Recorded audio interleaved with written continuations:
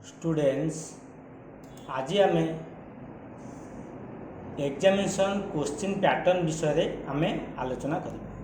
मु पूर्व वीडियो रे एमडीसी रो जो पीडीएफ बहीर पीडीएफ टी अपलोड करी जहाँकि मोर वीडियो रो डिस्क्रिप्शन बॉक्स से लिंक अच्छी आपण माने कौन करेंगे से लिंक रे क्लिक करी बहीटी डाउनलोड करेंगे।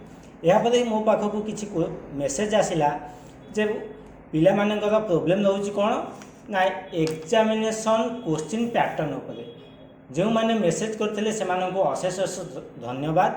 बर्तमान आम कौन करवा ना जो थियोरी एग्जामिनेशन हम एनईपी 2020 नेशनल एजुकेशन पॉलिसी 2020 रो examination question pattern of term end examination पाई आम डिस्कशन करवा।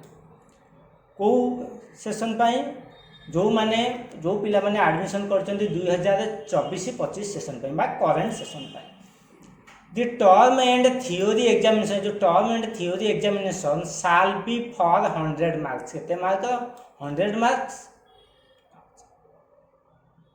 एवं ए जो कौन आपण मानकर परीक्षाटी हम बा एग्जामिनेशन हम weightage shall be 50 with practical subject and 60 without practical. जो मानकर प्रैक्टिकल रही वेटेज हो 50 एवं जो मानकर प्रैक्टिकल नहीं से होते ना 60। क्वेश्चन पैटर्न पार्ट 1 रे ऑब्जेक्टिव आंसर ऑफ एमसीक्यू और 1 वर्ड और 1 सेंटेंस सब जाक कंपलसरी आपंकर 10टी आसो कौन ना क्वेश्चन प्रत्येक क्वेश्चन मार्क हूँ 1 मार्क। आपण मैंने कौन करेंगे 10टी जाक क्वेश्चन आंसर देवा पड़ो 10 मार्क विथ प्रैक्टिकल एवं विदाउट प्रैक्टिकल मध्य। यापर part 2 very short type question आस very short type question maximum 50 word आपण मैंने कौन करेंगे ना आंसर देवे एवं सब जाक कंपलसरी जिते क्वेश्चन आसो केतोटी क्वेश्चन आसो ना 9टी क्वेश्चन आसो। प्रत्येक क्वेश्चन मार्क हूँ 2 मार्क 9 दूने 18 mark with practical same without practical से।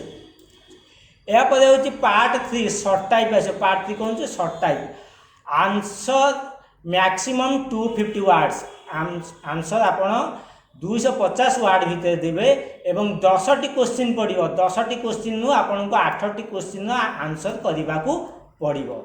प्रत्येक क्वेश्चन मूल्य हूँ 5 मार्क 5 × 40 मार्क ताने 5टी क्वेश्चन कले 5टी कौन प्रति क्वेश्चन मूल्य हूँ 5 मार्क आपण मैंने 8टी क्वेश्चन आंसर करने को पड़ो 40 मार्क। केतोटी क्वेश्चन पड़ो ना 10टी क्वेश्चन पड़ो 10टी रु आपण को 8टी क्वेश्चन उत्तर दबाकू पड़ो। प्रत्येक क्वेश्चन मूल्य 5 मार्क ताने केते एटा होची 40 मार्क। एवं पार्ट आई भी लॉन्ग टाइप पढ़ जो लॉन्ग टाइप पढ़ो लॉन्ग टाइप कौन ना आंसर मैक्सिमम 800 वर्ड्स 800 वर्ड भितर मैक्सिमम दबाकू पड़ो। टोटाल 5टी क्वेश्चन पड़ी आपण को 4टी क्वेश्चन आंसर करने को पड़ो। प्रत्येक क्वेश्चन मूल्य 8 मार्क 8 × 4 = 32 ताने आपण को 8 मार्किया 4टी क्वेश्चन उत्तर करने को पड़ो केतटा क्वेश्चन देथो 5टी क्वेश्चन देथो आपण ता 4टी क्वेश्चन उत्तर करेंगे टोटाल 32 मार्क। टोटाल केते होला ग्रांड टोटाल आपण गला 100 मार्क्स। आपण माने क्वेश्चन पैटर्न ले फॉर प्रैक्टिकल पेपर पाई 1 मेजर एक्सपेरिमेंट होते 10 मार्क्स रेकॉर्ड पाई 5 मार्क्स वाइवास पाई 5 मार्क्स।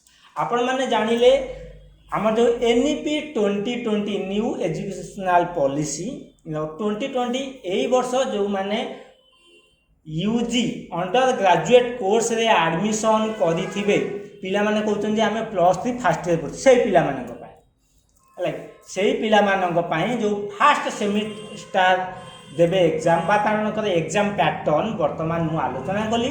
आशा करुच्ची आपण माने भल भाव में बुझी जाइथिबे एवं एहीपरि भाव में आपण मानक क्वेश्चन पैटर्न सहित खाप खुआई आपण को प्रिपेयर होबा को पड़िबो। आपण माने डेरी करंतुनी परीक्षा आ कम दिन रहिला भल भाव में प्रिपेयर करी भल स्कोर करंतु भल रिजल्ट करंतु।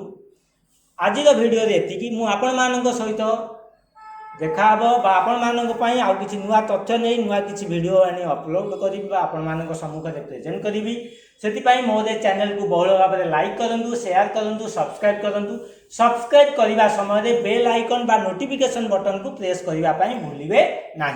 आज वीडियो ये पुणी आपण सहित देखा आउ किसी नुआ एक वीडियो नहीं नुआ किसी विषय वस्तु को नहीं आपण सम्मुख में प्रेजेंट करी रही आज ये धन्यवाद।